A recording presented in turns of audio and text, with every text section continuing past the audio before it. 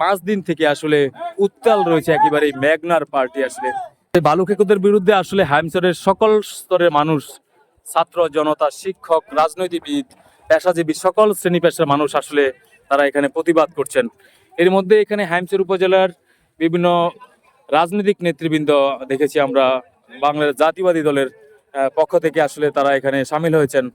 এর মধ্যেই চাঁদপুর 3 আসনের সংসদ সদস্য শেখ ফরিদ আহমেদ মানিক এখানে আসবেন বলে আমরা জানতে পেরেছি। এখানে রয়েছে হাইমচর উপজেলার একেবারে শীর্ষস্থানীয় সকল নেতৃবৃন্দ, বাংলা জাতীয়বাদী দলের সভাপতি আমিনুল্লাহ ব্যাপারী, সাধারণ সম্পাদক মাহাজুরুল ইসলাম শফিক, যুগ্ম সাধারণ সম্পাদক হারুন গাজী সহ ছাত্রদল, যুবদল, অঙ্গ সহযোগী সংগঠনের আসলে সকল শ্রেণী পেশার মানুষ এবং রাজনৈতিক নেতৃবৃন্দ এখানে উপস্থিত হয়েছেন।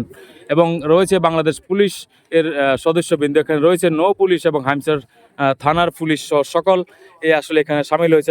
আমরা দেখতে পাচ্ছি আসলে পানি উন্নয়ন বোর্ড কর্তৃপক্ষ থেকে আসলে এখানে দ্রুত যাতে এই নদী যে বাড়টি রয়েছে সেটি যাতে আসলে ভাঙ্গনের সৃষ্টি না হয় এবং যে মেইন যেই নদী বাঁধটি রয়েছে তার জন্য আসলে তেমন ক্ষতি না হয়, সেজন্য তারা দিনরাত পরিশ্রম করছেন।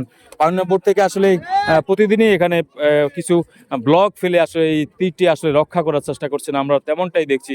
এবং আমরা দেখছি যে আসলে নদী ভাঙ্গনে আসলে যেই স্থানটি রয়েছে এটি প্রথম দিনের তুলনায় আজকে আরো কয়েক একর জমি আসলে নদী গর্ভে হারিয়ে গেছে। তারপরও আসলে এখানে মানুষের যে তীব্র আকাঙ্ক্ষা, যেই হাইমচর এবং চাঁদপুর এবং হাইমচরের একেবারে দক্ষিণাংশ চরবির জালিয়ারচর থেকে চাঁদপুর পুরান বাজার পর্যন্ত 36 কিলোমিটার নদীর বাঁধ রয়েছে, সেই বাঁধটি আসলে রক্ষণাবেক্ষণের দায়িত্বে আসলে পানি উন্নয়ন বোর্ড রয়েছেন। সেই রক্ষণাবেক্ষণ এবং এই বালুকেকুদের বিরুদ্ধে তারা এখন এই মুহূর্তে বাদ দিচ্ছে, আমরা তেমনটাই দেখছি। এখানে বিভিন্ন যারা রয়েছেন রাজনৈতিক নেতৃবৃন্দ তারা এখানে এসেছেন। একটু পরে এখানে চাঁদপুর 3 আসনের সংসদ সদস্য শেখ ফরিদ আহমেদ মানিক আসবেন, আমরা তেমনটাই জানতে পেরেছি। শেখ ফরিদ আহমেদ মানিকের আসলে অপেক্ষায় এখানে জাতীয় দলের রাজনৈতিক নেতাকর্মীরা এখানে রয়েছেন এবং শেখ ফরিদ আহমেদ মানিক এখানে নদী পাল্টিতে এসে আসলে তিনি পর্যবেক্ষণ করবেন এবং এখানকার যারা জনসাধারণ রয়েছেন তাদেরকে সান্ত্বনা দিবেন, আমরা এমনটাই জানতে পেরেছি। আসলে শেখ ফরিদ আহমেদ মানিকের যে উপস্থিতি, তারই ধারাবাহিকতা আসলে রাজনৈতিক নেতৃবৃন্দ থেকে শুরু করে হাইমচর উপজেলার সর্বস্তরের মানুষ সেখানে সামিল হয়েছেন।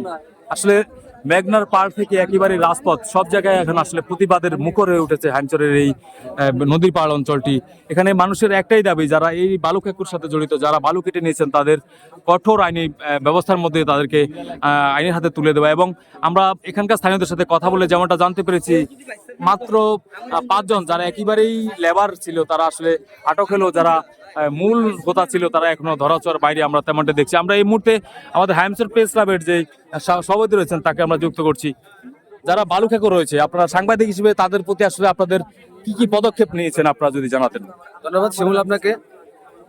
আমি হাইমচর প্রেস ক্লাবের পক্ষ থেকে হাইমচরবাসীকে ধন্যবাদ জানাই, যারা এই বালুকেকুর বিরুদ্ধে রুখে দাঁড়িয়েছে, যারা এই আমাদের হাইমচরের প্রাণের সম্পদ বিনষ্ট করার ক্ষেত্রে করছে, তাদের বিরুদ্ধে আমরা দাঁড়িয়েছি।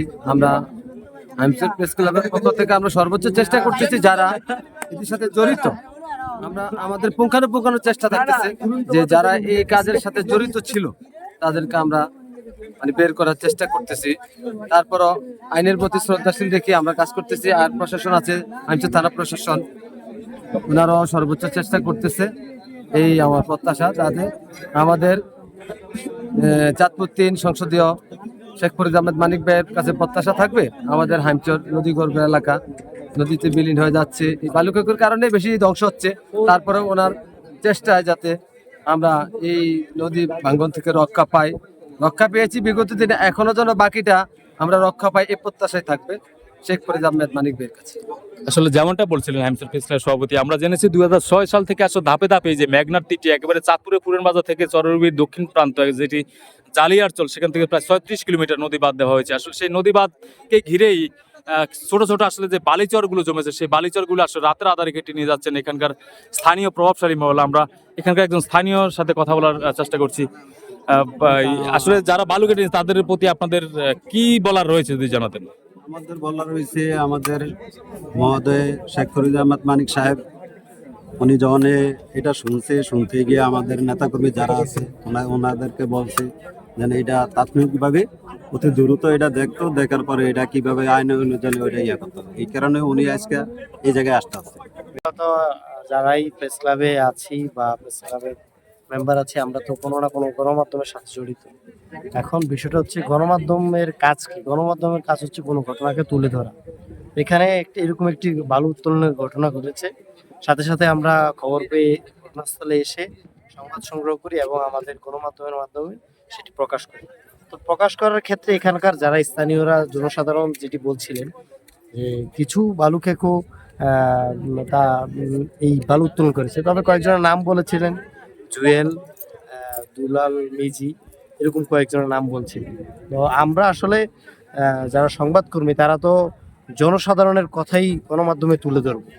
তো অনেকেই এই সাংবাদিকদেরকে নিয়ে বিরূপ মন্তব্য করছে যে সাংবাদিকরা কেন অনুসন্ধান করে এই বালু খেকুদের, কারা বালু খেকু, কিভাবে বালু খেকু, তারা বালু উত্তোলন করছে কিভাবে, সেটি অনুসন্ধান করে প্রকাশ করে না কেন? সাংবাদিকরা তো সাংবাদিকদের গতিতে তারা নিউজ করছে। এখন অন্যান্য যারা সরকারি সংস্থাগুলো রয়েছে, যারা এই সংশ্লিষ্ট এই পানি উন্নয়ন বোর্ড বা যারা এই প্রশাসনিক এখানে মামলা হয়েছে তদন্তকারী কর্মকর্তা, তারা আসলে এটি তদন্ত করবে। আর সাংবাদিকরা সাংবাদিকদের মতো করে তারা নিউজ করছে, নিউজ কাভারেজ দিচ্ছে। তো আমি যেটি বলতে চাচ্ছি সেটি হচ্ছে যারা জনগণ রয়েছে বা যারা নেতৃবৃন্দ বা সমাজসেবক, সুশীল সমাজ, সকলে ঐক্যবদ্ধ থাকলে যে কোনো সমস্যা সেটি দ্রুত সমাধান করা সম্ভব।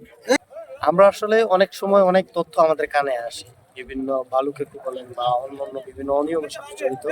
তো অনেকেই এই অবৈধ কাজের সাথে জড়িত, তারা অনেক সময় পরিচয় দেয় তারা দলের সাথে, ওই দল আওয়ামী লীগ, বিএনপি বা যে কোনো দলই হোক, দলের ছত্রছায়ায় তারা জড়িত থেকে তারা বিভিন্ন রকম তবে এই ঘটনা যেটি হয়েছে, যেই ঘটনার সাথে জড়িত সে কোনো রাজনৈতিক দলের সাথে জড়িত নেই, আমরা যেটি জানতে পেরেছি। এবং এখানকার যারা নেতৃবৃন্দ রয়েছেন, বিএনপি সভাপতি, সেক্রেটারি, ওনারা যেটি জানিয়েছেন যে এই ঘটনার সাথে জড়িত সে কোনো রাজনৈতিক সাথে জড়িত নেই। তবে আমাদের অনুরোধ, যেই রাজনীতি করুক বা যেটি করুক, তবে সাংবাদিকদের কাজে যেন কোনো প্রকার বাধা যেন না দেয়।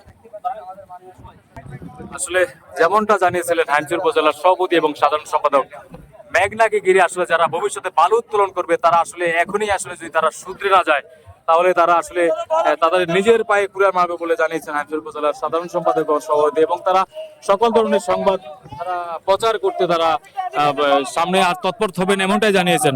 চাঁদপুর থেকে দেখাচ্ছিলাম মেঘনার তীর থেকে।